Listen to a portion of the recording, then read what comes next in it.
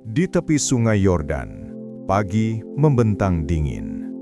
Para putra Nabi berkumpul, wajah mereka memancarkan campuran kelelahan dan harapan yang rapuh. Mereka adalah komunitas yang bertambah besar, tetapi rumah mereka terlalu kecil. Untuk membangun tempat tinggal yang layak, mereka harus menebang pohon-pohon besar. Tugas yang berat, apalagi dengan keterbatasan alat. Yosef, yang paling muda di antara mereka, memikul tanggung jawab besar. Kapak itu bukan miliknya, itu dipinjam dari seorang tetangga miskin. Nilai kapak itu jauh melampaui harga besinya. Hanan, pemimpin kelompok pekerja, mengatur posisi. Ia adalah sosok bertanggung jawab yang selalu mengutamakan keselamatan dan moral. Kerja keras dimulai. Setiap ayunan kapak adalah doa hening, harapan untuk atap yang lebih kuat dan perlindungan dari dingin malam. Yosef memegang erat kapaknya. Ayunan demi ayunan, ia merasakan getaran kayu yang keras. Ia harus cepat, mereka kekurangan waktu. Pohon itu tinggi dan tebal. Yosef menarik nafas dalam, mengumpulkan seluruh kekuatannya untuk ayunan terakhir. Tiba-tiba, sebuah bunyi retakan tajam yang mematikan menggoyak udara hutan. Bukan bunyi pohon, melainkan gagang kapak. Kepala kapak besi yang berharga itu terlepas dari sisa gagangnya. Dalam sekejap, besi itu menghilang, tenggelam tanpa suara, ditelan oleh arus sungai Yordan yang keruh dan dalam. Waktu berhenti bagi Yosef. Ia menatap sisa gagang kayu yang kini tak berguna di tangannya. Ketakutan mencengkeramnya. "Aduhai tuanku, kapak itu pinjaman." Bisikan keputusasaan keluar dari mulutnya, lebih merupakan ratapan daripada seruan. Hanan dan siswa lain bergegas mendekat. Mereka melihat guncangan di mata Yosef dan mengerti bencana yang baru saja terjadi. Bagi mereka, kehilangan kapak itu setara dengan kehilangan kemampuan untuk makan atau berteduh selama minggu-minggu. Lebih parah lagi, ini adalah hutang yang tidak mungkin mereka bayar. Hanan tahu hanya ada satu orang yang bisa mengatasi masalah yang melampaui kemampuan manusia ini. Mereka harus memanggil Elisa, Nabi Allah. Beberapa jam kemudian, Elisa tiba di tepi Yordan.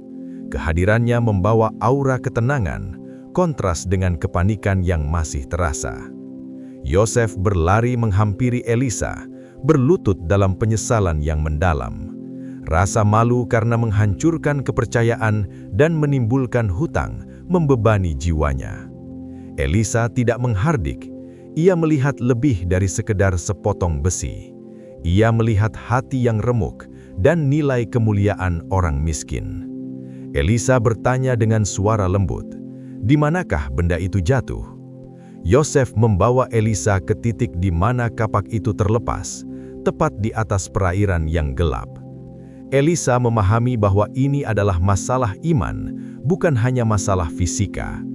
Allah tidak pernah menganggap masalah hambanya terlalu kecil untuk diurus. Dengan gerakan yang penuh tujuan, Elisa meraih ranting kecil yang dipatahkan dari semak terdekat. Ranting itu biasa, tidak ada yang istimewa. Para siswa, termasuk Hanan, berdiri dalam keheningan yang tegang. Mereka tidak tahu apa yang diharapkan, tetapi mereka percaya pada kuasa Nabi. Elisa mengangkat ranting itu ke udara. Ia tidak mengucapkan mantra panjang, hanya seruan singkat kepada Tuhan yang mengendalikan semua elemen. Kemudian, Elisa melempar potongan ranting itu tepat ke tempat di mana Yosef mengatakan kapak itu jatuh. Semua mata tertuju ke titik di mana ranting itu tenggelam. Tiba-tiba, permukaan air di sekitar titik itu mulai beriak aneh. Keajaiban terjadi. Besi yang seharusnya tenggelam, yang ditarik oleh gravitasi dan beratnya, kini menentang setiap hukum fisika. Kapak itu naik, seolah terbuat dari gabus, bukan besi. Kapak itu mengapung sempurna di permukaan air, tepat di sebelah ranting kecil yang dilemparkan Elisa. Suara nafas tertahan terdengar dari kelompok siswa. Mereka menatap pemandangan itu, tak mampu memproses apa yang dilihat mata mereka. Yosef, yang sebelumnya dipenuhi rasa malu, kini terkejut oleh rasa sukacita dan iman yang meluap-luap. Elisa hanya tersenyum tipis, membalikkan badannya kepada Yosef. "Ambil kapak itu," katanya dengan nada memerintah yang lembut. Yosef tanpa ragu melangkah ke air. Ia tidak lagi peduli dengan dinginnya Yordan.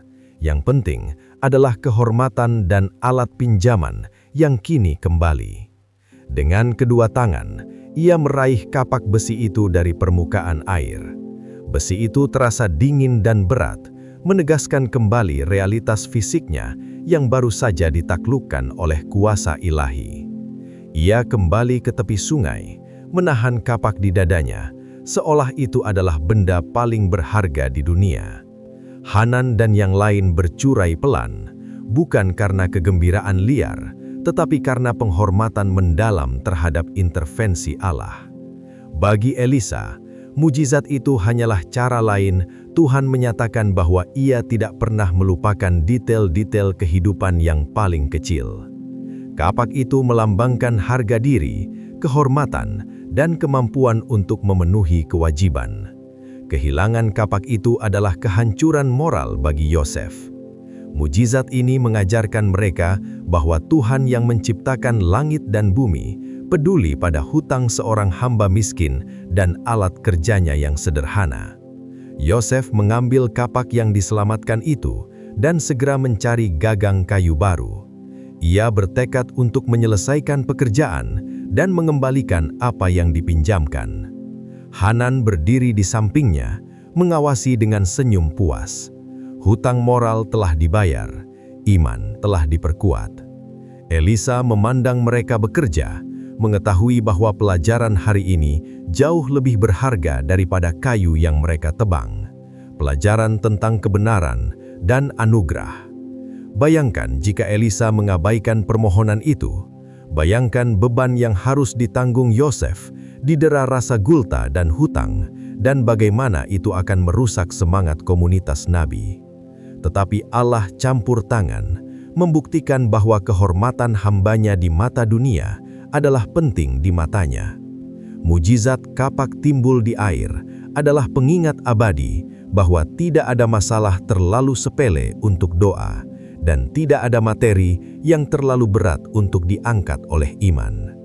Pada akhirnya, mereka mendapatkan rumah baru, bukan hanya dari kayu yang mereka tebang, tetapi dari fondasi iman yang semakin kokoh. Dan kapak pinjaman itu? Kapak itu dikembalikan kepada pemiliknya, lengkap dan lebih tajam dari sebelumnya, bersama dengan cerita yang mereka akan ceritakan selama bertahun-tahun. Elisa meninggalkan mereka dengan senyum. Misinya selesai, mengajarkan mereka bahwa kemurahhatian Allah terwujud dalam hal-hal yang sering kita anggap remeh.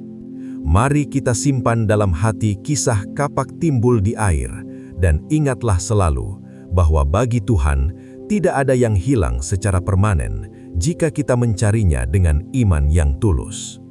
Jika kisah ini menguatkan iman Anda, jangan lupa untuk membagikannya dan tekan tombol subscribe untuk cerita Alkitab epik lainnya.